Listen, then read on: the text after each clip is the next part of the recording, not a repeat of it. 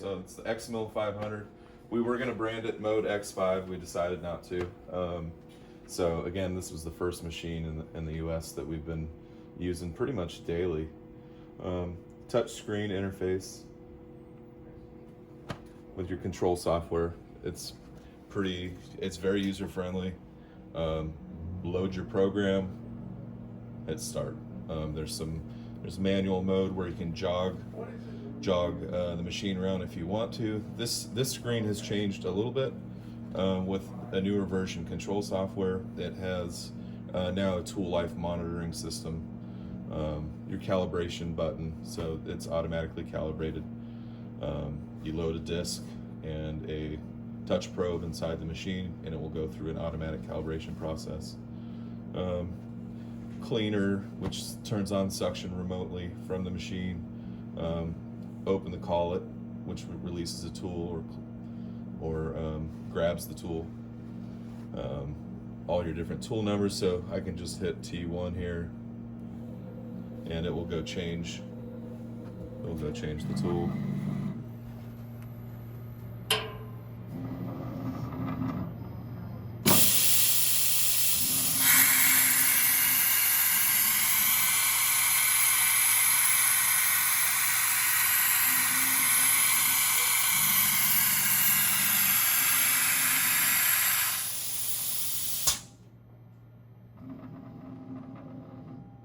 So all the tools are 4mm shank, nice and robust. Lets us really get after it when milling the PMMA. Okay. How long does it take to mill a PMMA? A PMMA, like a hybrid, would be about an hour and a half. Okay. Zirconia hybrid would be about 2.5 hours. Okay, 2.5 hours, all right. Yep, and that's utilizing the 90-degree milling. Okay. Dentures, we've done lower dentures as fast as 45 minutes. Wow. Upper denture in about an hour and a half also. Wow. So we had some custom tools made for doing that. When you say you had custom tools made, do you mean Zubler works with, like, how does that work? So we work with different tool manufacturers. For most of our basic tools, we get them out of China, which allows us to keep the cost down for the user. These particular tools, we went through a major machine manufacturer that also supplies tooling. So we use a 4mm roughing tool to bulk remove all of the material. Okay. So this is a denture that was milled on it, using the 90-degree milling on the facial and user-defined milling. It's a little dirty, it looks like. It's all right. But all that just blows right off. Very good. Are people using these for try-ins, or what are you using this for? Yeah, people are using them for try-ins and conversions. Okay. So it seems to be working pretty well. I know there's a local lab around here where they basically do a tissue cutback on it, and they'll layer a composite on it. So just a provisional. Okay. For interim before a final hybrid. All right. Coming over to the side here on the machine, it's got nice size motors for all the axes. This is our spindle here. It's an industrial size spindle, 1.5 kilowatt. So it's definitely not a toy spindle, I guess you could say, like some other machines, but it is water cooled, so it has a circulation system that pumps water and like a coolant through the spindle. The base of the machine is this is about a 1-inch piece of steel down here, and all your parts are attached to that. So when it's moving, it's extremely stable.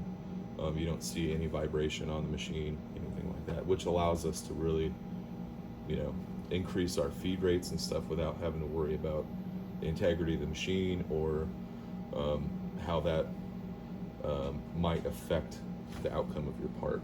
Nice. What are the components inside the machine?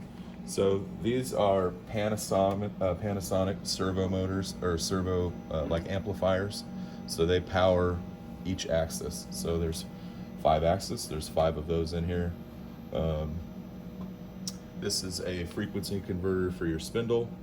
Delta is a well-known company that, you know, even on industrial CNC machines, they use those components. Panasonic, they've got a great reputation with all their electronics. So other than that, everything's on ball screws and rails when it's moving around. And yeah, it's a super sweet machine, I think. So. Right.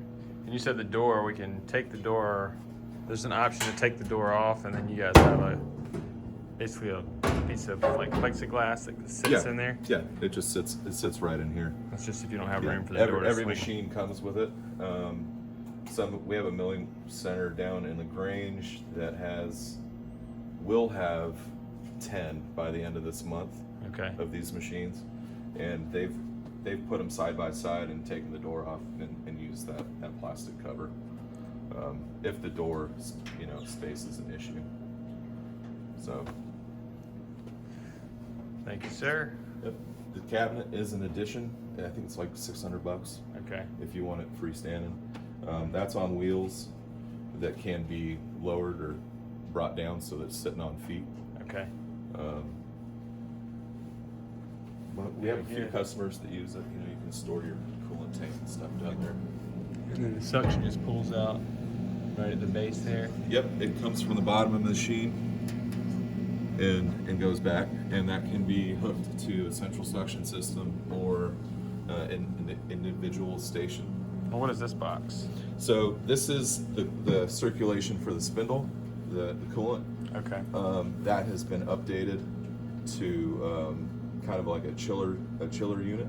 Okay. It's much more closed and confined. Here you'd have to worry about checking your water level.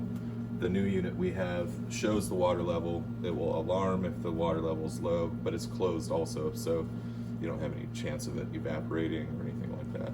Okay. So that just circulates through the spindle constantly once you start the control software. And what maintenance is required? Not much, to be honest with you. Vacuum it out daily, like any other machine. Clean this collet, so you can remove this collet and clean it. Toss it in ultrasonic. Put that back in. When you say the collet, what specifically are we doing? That is the collet right here. So that grabs that's what holds the tool. Okay. It's basically the chuck. Okay. So you would remove that maybe once a month. All right. And clean that, put it back in. You're good to go. I haven't calibrated this in 6 months. Wow. Still Dead going on. strong. Yep. Dead on. All right. And the calibration process is about 10 minutes. Okay. So Very good.